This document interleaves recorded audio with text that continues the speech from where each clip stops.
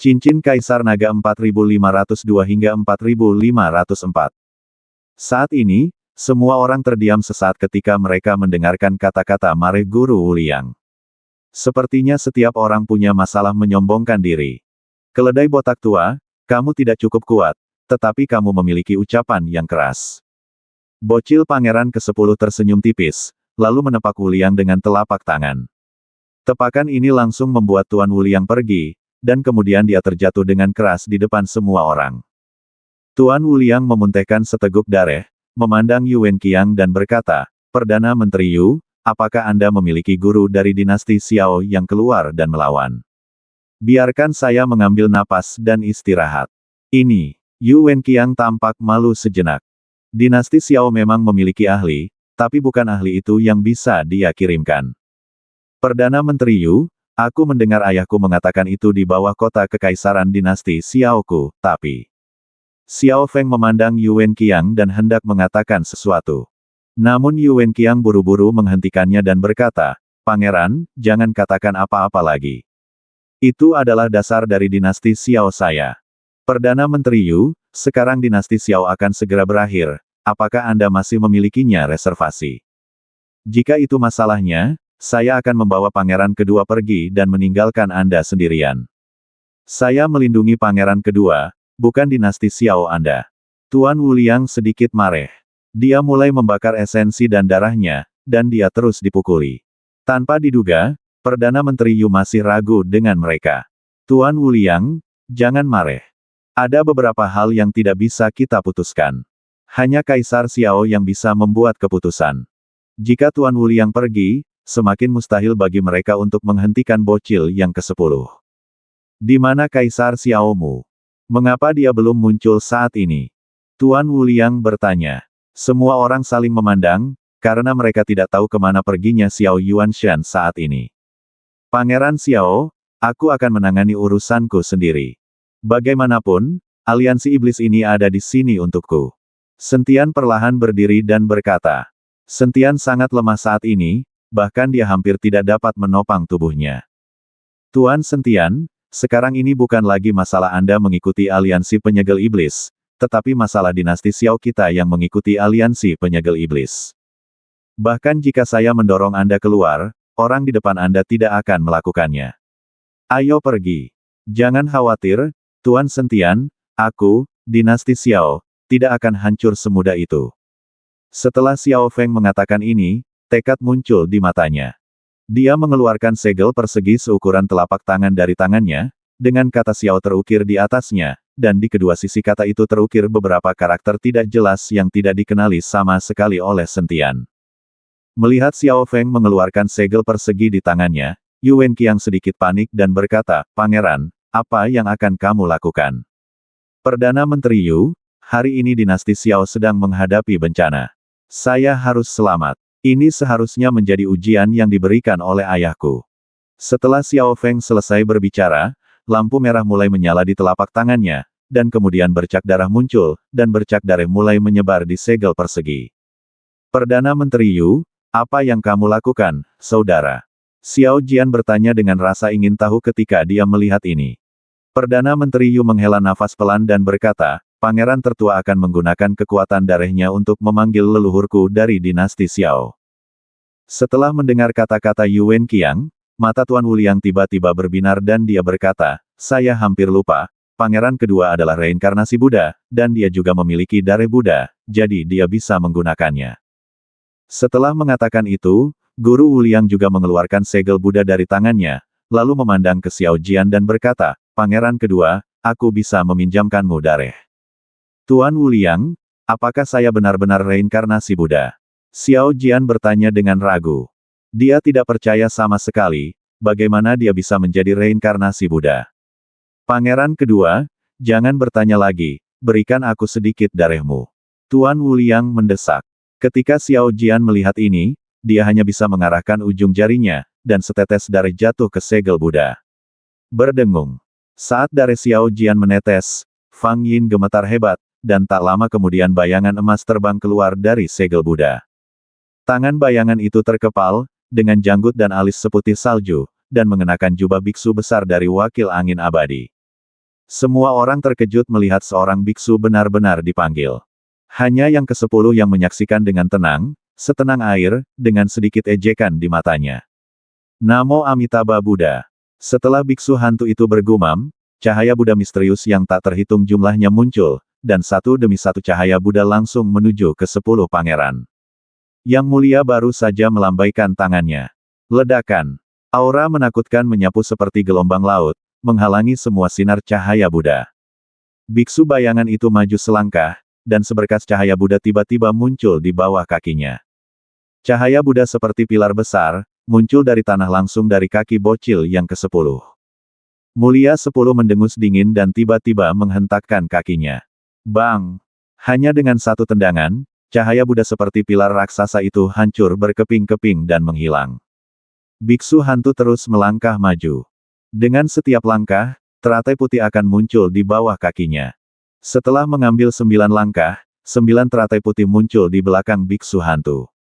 9 teratai putih berkumpul untuk membentuk sangkar teratai besar, menuju bocil pangeran ke-10. Sangkar teratai turun dari langit, dan cahaya Buddha yang tak berujung memancar dari sangkar teratai. Bocil perlahan mengangkat kepalanya, sedikit menyipitkan matanya, dan akhirnya ada sedikit tanda kesungguhan di wajahnya.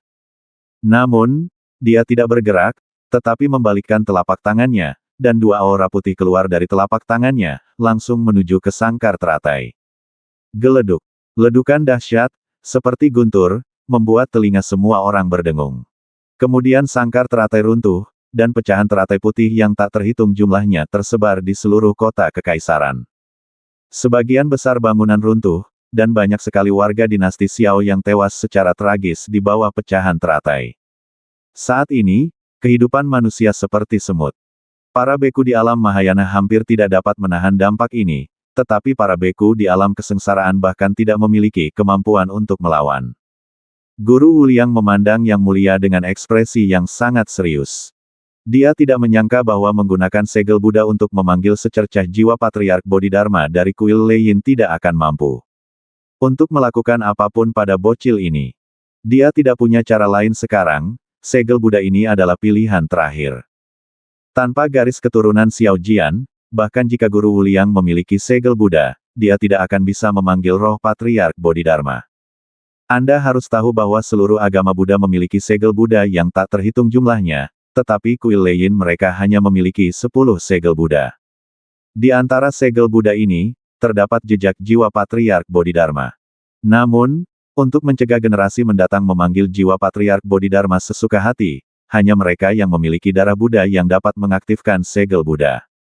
Sekarang setelah segel Buddha terbuka, tidak ada yang dapat Anda lakukan terhadap bocil mulia ke-10, jadi tidak ada yang dapat Anda lakukan. Bodhidharma ini adalah seorang keledai botak yang geblek. Dia membagi jiwanya menjadi jutaan dan menyegelnya dalam segel Buddha. Dia benar-benar berpikir bahwa dia tidak terkalahkan. Bisakah secercah jiwanya membantu generasi mendatang menjadi tak terkalahkan? Anakku sekarang tak terkalahkan. Aku tidak bisa mengalahkannya, itu sangat memalukan. Raja Iblis Ciyun tidak bisa menahan diri untuk tidak mencibir ketika dia melihat adegan ini. Senior, apakah biksu tua berjanggut abu-abu ini adalah pendiri Bodhidharma?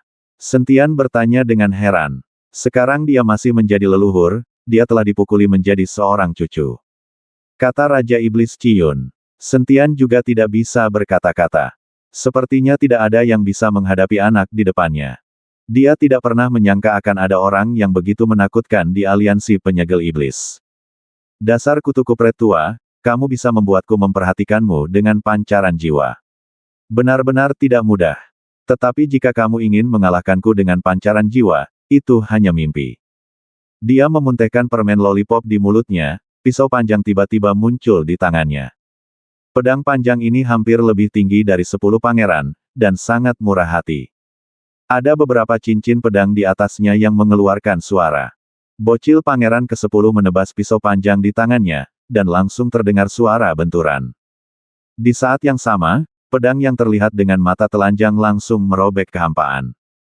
Melihat ini, Suying mengatupkan kedua tangannya, tubuhnya memancarkan cahaya keemasan, dan berdiri tak bergerak untuk menyambut cahaya pedang. Cahaya pedang jatuh, dan dengan suara keras, bayangan itu bergetar. Sebelum dia bisa melakukan gerakan lain, bocil pangeran ke-10 menyerang dengan satu serangan. Ribuan cahaya Buddha di dalam tubuh Suying menyebar dan perlahan menghilang. Dua pedang untuk menyelesaikan pertempuran. Melihat pemandangan ini, ekspresi semua orang menjadi gelap. Master Wu Liang terjatuh ke tanah. Dia tidak lagi memiliki kemampuan apapun. Dengan semua kemampuannya, dia tidak bisa melakukan apapun pada lawannya.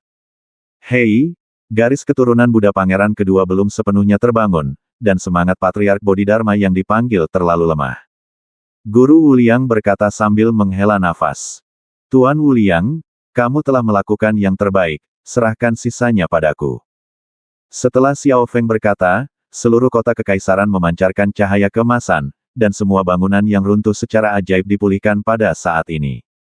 Pemandangan di sekitar semua orang juga berubah. Pada titik tertentu, ada lusinan orang di belakang mereka. Masing-masing dari orang-orang ini memiliki aura yang luar biasa, dan mereka semua adalah biksu alam Mahayana tingkat 4 atau lebih. Sentian melihat sekeliling dan memahami bahwa bangunan yang dipulihkan di depannya tidak benar-benar dipulihkan, tetapi Xiao Feng menggunakan segel persegi untuk membuat semua orang memasuki ruang dan waktu lain. Lokasinya juga di kota kekaisaran, tetapi karakter di sekitarnya telah berubah. Tampaknya orang-orang di belakangnya adalah kartu truf Xiao Huangchao dan tidak akan digunakan kecuali benar-benar diperlukan. Bocil pangeran ke-10 memandangi lusinan biksu yang tiba-tiba muncul dengan tenang, tanpa sedikit pun rasa takut di matanya. Ini semua adalah orang-orang kuat dari dinasti Xiao, dan 10 yang mulia ini tidak takut. Sudah berapa tahun berlalu, dinasti Xiao tidak pernah memanfaatkan kita. Apakah dinasti Xiao sedang menghadapi krisis hidup atau mati sekarang? Senior dinasti Xiao saya sekarang menghadapi krisis hidup dan mati. Junior Xiao Feng tidak punya pilihan selain menggunakan segel kotak untuk mengganggu budidaya para senior. Xiao Feng berlutut di depan orang-orang ini dan berkata, orang tua itu dengan lembut memegang tangannya, sebagai putra mahkota, tidak perlu sujud kepada kami, orang-orang tua. Saat kita membicarakannya, kami masih menjadi subjek dinasti Xiao. Di mana musuh yang kuat? Aku ingin mari kita lihat siapa yang berani menyentuh dinasti Xiao kita. Itu dia. Xiao Feng menunjuk ke 10 yang mulia. Orang tua itu melihat ke arah jarinya dan tidak bisa menahan diri untuk tidak terkejut. Bocil ke-10 memiliki permen lollipop lain di mulutnya pada suatu saat, bersandar pada pisau panjang dengan ekspresi polos di wajahnya. Pangeran, kamu mengatakan bahwa anak ini memaksamu untuk menggunakan Fang Yin. Mungkinkah aku, dinasti Xiao, telah jatuh ke dalam keadaan sedemikian rupa sehingga aku bahkan tidak bisa menghentikan seorang anak kecil. Senior, jangan tertipu dengan penampilannya. Kekuatan orang ini sangat menakutkan. Xiao Feng berkata dengan cepat. Betapa menakutkannya seorang anak kecil. Setelah mengatakan itu, lelaki tua itu berjalan langsung menuju bocil yang ke-10. Langkahnya stabil dan dia terlihat percaya diri. Senior, tidak, cepat mundur. Setelah melihat ini, Xiao Feng tahu bahwa lelaki tua itu meremehkan musuhnya, jadi dia berteriak keras. Tapi lelaki tua itu mengabaikan Xiao Feng sama sekali dan pergi. Tapi setelah mengambil beberapa langkah, bocil tiba-tiba mengambil tindakan. Engah. Pedang panjang itu diayunkan ke bawah, dan cahaya pedang itu memancar seperti kilat. Orang tua itu berhenti berjalan dan kemudian berdiri tak bergerak. Sesaat, tubuh lelaki tua itu jatuh ke tanah, dan noda darah perlahan-lahan muncul dari sela-sela alisnya. Satu tebasan. Bunyi seketika. Saat ini, semua orang terkejut. Hei! Xiao Feng menghela nafas dengan menyesal.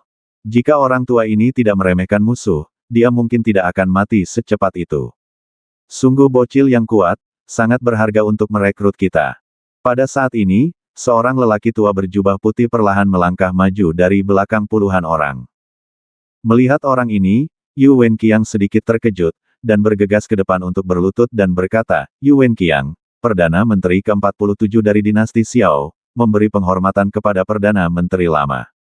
Cepat, cepat sekali, kata lelaki tua berjubah putih itu perlahan. Xiao Feng dan Xiao Jian memandang lelaki tua berjubah putih itu, mereka tidak mengenal satu sama lain. Pangeran tertua, pangeran kedua, ini adalah Perdana Menteri ke-11 dari dinasti Xiao kita, dan Perdana Menteri tertua dari dinasti Xiao kita hari ini. Bersambung.